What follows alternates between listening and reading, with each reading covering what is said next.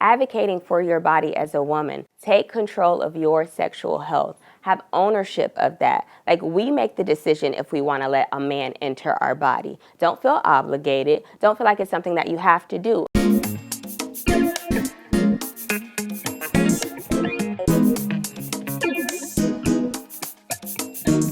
In this episode, I'm interviewing Koiya, the creator of a podcast and curated dinner conversation, both aimed at encouraging people to talk about their sexual health. Keep watching to learn all about her creative contributions to the fight against HIV and AIDS. So I'm here today with a fellow host of a podcast aimed specifically at encouraging people to talk about their sexual health. How are you doing today, Koiya? I'm great. How are you? I'm good. I'm so happy that you're here today. Thank you for being here. Well, listen, I am happy to be here. I follow your podcast. I've watched them all. So to be here and talking to you, I am honored. Oh, that is so sweet. And I've been loving learning about yours as well. I'm very, very interested. So please tell us about the work that you do and kind of what inspired you to become an HIV ambassador. Yeah, so prior to me doing television, I was a radio personality for 9 years. I worked at iHeartMedia. And then the Florida Department of Health kind of came along and was like, hey, would you work with us on this campaign? And I was like, okay, cool. Yeah, let's do it. Work with them on that one campaign. It generated like 10,000 views in less than 24 hours. And for a normal post, that's like regular, like that's what happens. But to be talking about sexual health and HIV and AIDS, and people were literally like gravitating to the content, was like, okay, wow, this is dope to know that you guys are interested in learning about sexual health. So I went back to them and I was like, hey, what do you think about a year-long contract? And they were like, actually, we've been talking in our meetings about a TikTok ambassador. And at the time I had like 1,000 followers on TikTok. So I was like, I got to work hard to get these TikTok followers up. And I did, and I got them to the same amount that I have on Instagram. And so that's kind of how the work started, right? And then through doing that, I honestly have now an actual passion for it, you know? And so they brought me in to like host different events in an unorthodox way. You know, most of the time you're going into a classroom, a conference room, you have a PowerPoint, and this is how you're learning about HIV, sexual health, STIs, and all of that. But they really gave me the opportunity to kind of create my own thing, you know, like, and make it interesting for influencers, for everyday people, just to want to come and learn, but do it in a way that's like fun, in a way that we can like get content and post on Instagram and educate our followers. So yeah, that's how it started. And then with doing this work, I noticed that a lot of people just don't know where to start when it comes to HIV and AIDS, right? It's this huge thing that seems so big, but a lot of people are uneducated about it, so no one wants to tackle it, right? So I created this card game because I was like, how can we do this in an authentic way? So I created this card game that pretty much just gets everyone talking about their sexual health, specifically HIV, right? It just throws out those thought-provoking questions that's going to allow your brain to pivot and go down avenues that you probably wouldn't have thought of prior to playing the card game. So I kind of infused the card game with my podcast. So the card game and the podcast goes along. When you come onto my podcast, you play the card game right before, which is kind of like an icebreaker, right? It tests your knowledge, but also, again, allows your brain to pivot in different avenues to be like, I've never thought about that. So yeah, that's kind of how I got started. I love that. That is really interesting. And your passion for the subject really shows in your interviews. So that's really, really cool. So in partnership with this organization that you work with, Talk, Test, Treat, you have your podcast, Talk with Koiya. So what would you say is the main purpose of this podcast? Yeah, so my goal is just to educate people about, you know, sexual health. It's one of those things, especially in the Black and brown community, that's very taboo, right? We don't talk about it. Most of us don't even get the conversations in our household, with our families, and our social groups. So the premise of the podcast is just to get you talking with your family members, your social circles, about STIs, HIV, or just sexual health in general. So I kind of like give you a lot of educational pieces to take away from the podcast, but then also leave room for you to be like, I didn't think about these things. And then hopefully you go back to your social circles and your family groups and have more of those type of conversations. That's really important. I think we live in a world where information is so readily available now, right? Which has really normalized a lot of these open conversations about our personal well-being and our personal health and things like that. So could you just share your perspective on why you think it's crucial for us to have these really open and candid discussions about sexual health, specifically in the context of your talk show? Sure. So I identify as a Black woman, right, as well as you. Black women account for 57% of new HIV cases. You know, that's a large number. So we are leading when it comes to this disease. And I feel as though a lot of people call themselves an influencer, right? But what are you influencing? So I can't have this platform and then know that specifically my people are under attack and not try to do anything about it. Right? So my goal is to, I know it's a really big one, but help to lessen that percentage, right? Because that's a huge percentage to account for. And I have a Rolodex of Black women in my phone, right? And that's where I started. I know a lot of people think that like you have to possibly have this huge following or you have to have maybe like this staple in your community, and you don't. You can start with the Rolodex in your phone, because that's literally what I did. I started with the Black women I knew within my phone, like, hey, would you mind coming out to this event and just educating yourself a little bit more, and look at what it's turned into. Yeah, that's very important to use what you have around you already. So in one of your episodes, you asked a really, really interesting question, a really, really great question, actually, about sexual health. I think maybe it came from your card game, and I really liked it because it was, when you talk about your overall health, do you factor in your sexual health? So what does that actually look like? Yeah, so on a day-to-day basis, we talk about us possibly going to the gynecologist because we are women, going to your doctor just to get your checkup or whatever that looks like for you, maybe even your dentist, all of these things when it comes to healthcare, right?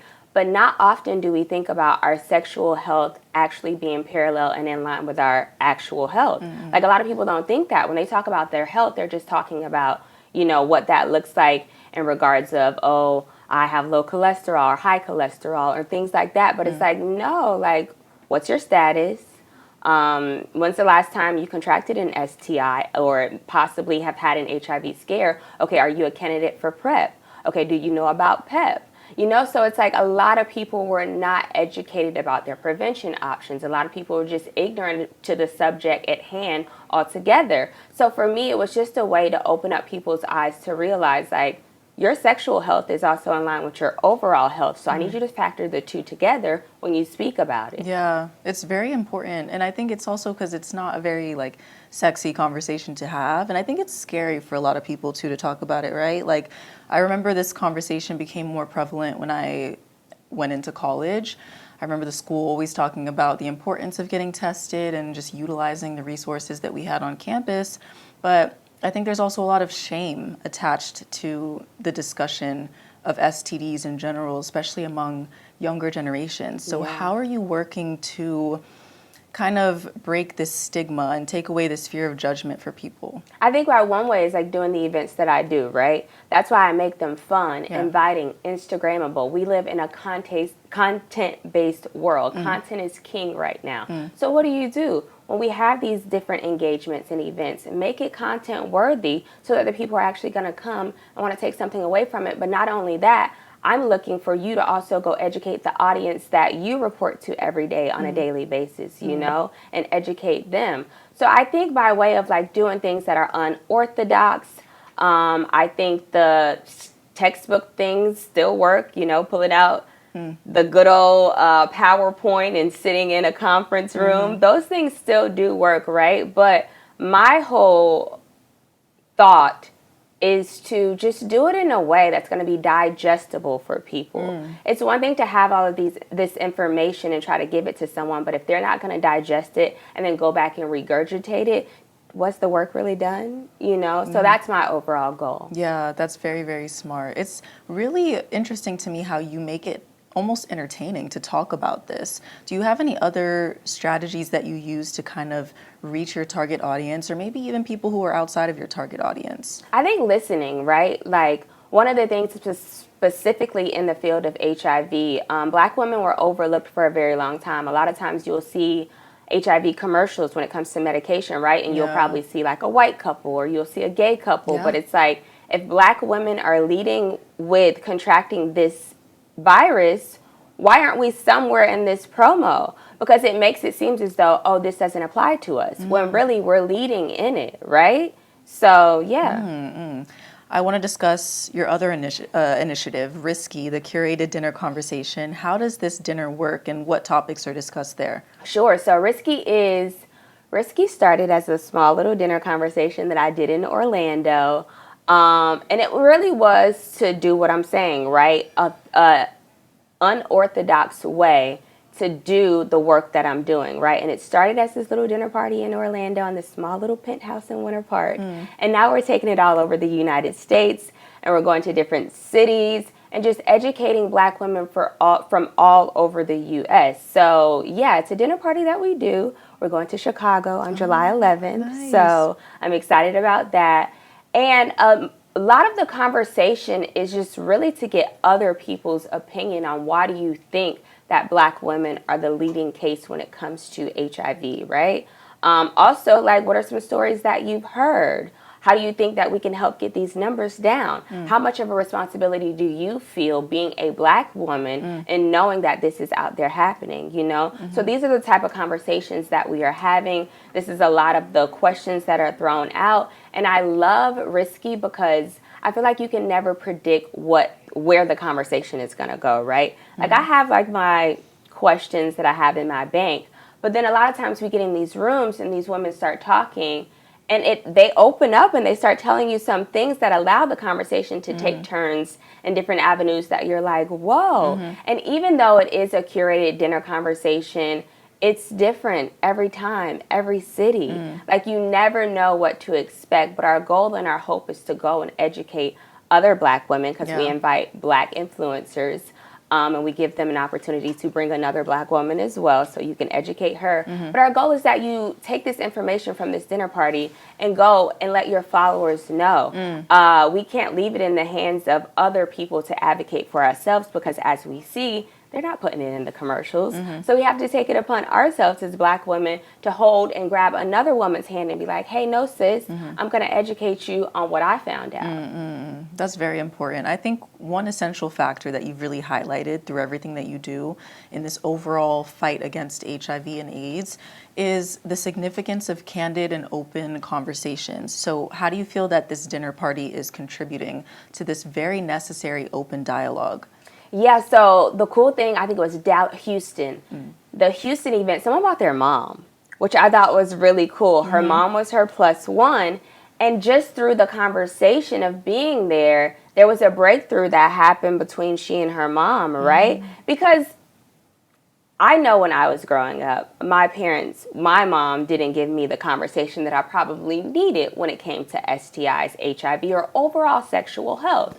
But to see the breakthrough happen between she and her mom in the room was like, this is why we do it. This is what it's for, you know? And I see so many light bulbs go off with different people in the midst of the conversation that's like, I never thought about that. Or even like, I think it was, Dallas. The Dallas event, we give everyone at-home test kits they leave with. So we give them a spend-the-night bag. And, everybody know what a spend-the-night bag is. But we give them a really nice spend-the-night bag that includes an at-home test kit. It has condoms. It has information about your prevention options, all of that. So a lot of the girls went home and actually used the at-home test kit and filmed it, put it on TikTok, and let their followers know, like, look how easy this is. We also provide links for them to promote that if their followers want to go get an at-home test kit, they can do the same thing. So I can really tell from this event that it's opening up people's avenues to just think a little bit different when it comes to this virus. And I do find that, like, even some of the girls are, like, slowly turning into, like, HIV advocates, which I'm like, yeah, it's what we need, you know? It is what we need.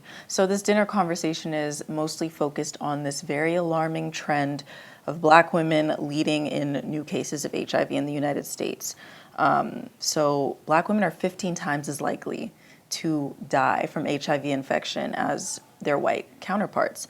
why is this happening? Like, have you been able to understand what is actually contributing to this? So I don't think it's one thing, right? That's a loaded question. It's medical mistrust because let's just be honest, in the Black community, given the trajectory of what has played out over time, we don't trust easy when it comes to the medical field.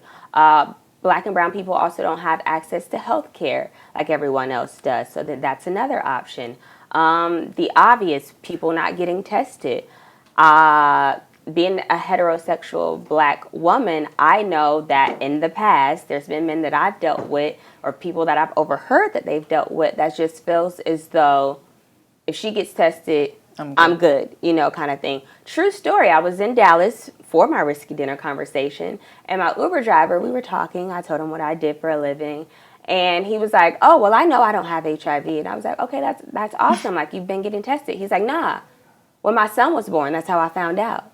And I'm like, "Oh, by way of childbirth, you are stamping your HIV status. Like, that's sad. Like, why can't you just go get a test?" And again, I think it's because people are very ignorant about this. It seems like such a huge thing. Think about anything you're uneducated about. It seems big. It seems like something you don't want to go head on first with. But once you educate yourself, it opens up a world of different things, Absolutely. That is sad. Yeah. So it's not just one question. I mean, one answer to answer your question. There's a bunch of different things. Like, men aren't getting tested. I don't want to put it all on men. There are some women who aren't getting tested as well. The Black community as a whole, when it comes to HIV and testing, it's a taboo thing. You're not talking about it with your family members. You're not talking about it with your friends. But my goal is to hope to normalize it through the card game, through the podcast, through the risky dinner conversations, and all the other events that I do. Like, the more we normalize this thing and make it not seem like this big elephant in the room that everyone wants to avoid, let's attack it. Let's attack it head on. Yeah. You co-hosted the Lip Service podcast yesterday with Angela Yee, which I had the pleasure of watching. And I love how you go on different panels and events, and you're just always advocating for this, right? But one thing you guys talked about yesterday was celibacy.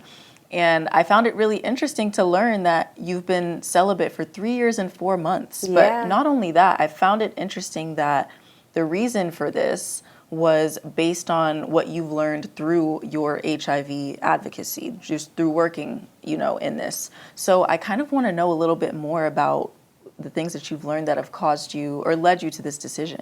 Yeah, and I can't solely base it on that, but it was one of the factors for sure. I feel like that's like a layered kind of thing there.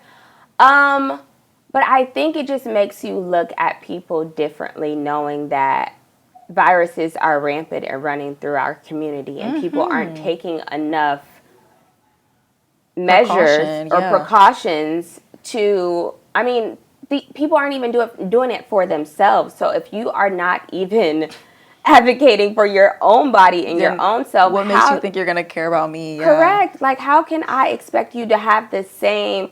I know what I want for my body. I advocate for my body. I know what's going on here. But once you bring someone else into the situation, it takes two people to have sex. And if one of us is doing our due diligence and doing what we need to do and the other one isn't, well, that makes me just as bad as you.